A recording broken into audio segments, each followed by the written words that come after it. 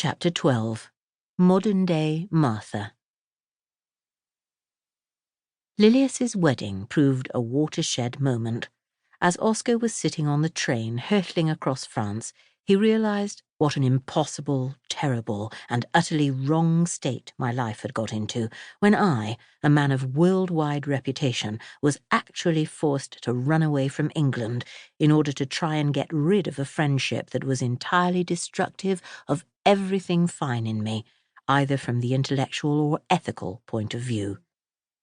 On returning home to face the music, he resolved to change, and change he did.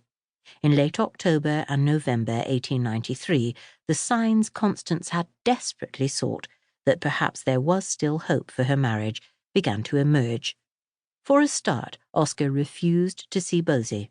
He even took steps to have Bosie sent abroad.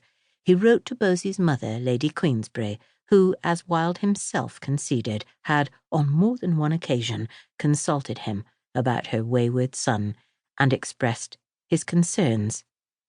"Bosie seems to me to be in a very bad state of health," Oscar wrote. "He is sleepless, nervous, and rather hysterical.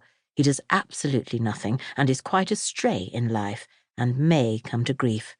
Why not try and make some arrangements of some kind for him to go abroad for 4 or 5 months, to the Cromers in Egypt, if that could be managed?"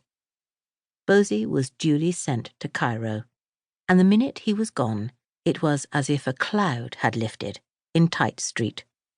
Constance, sensing the change, acted on some advice that Georgina Mount Temple had offered her in a previous year.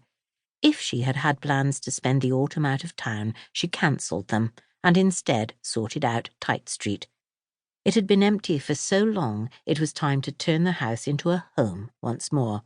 She began the search for staff, not least a cook. As always, her trials and tribulations were related in detail to Georgina. "I am Martha today, troubled with many things. My new cook comes in tonight, and my temporary one left me yesterday in a rage, so I have had to cook breakfast and dinner for the household. Very amusing for a change, but tiring too.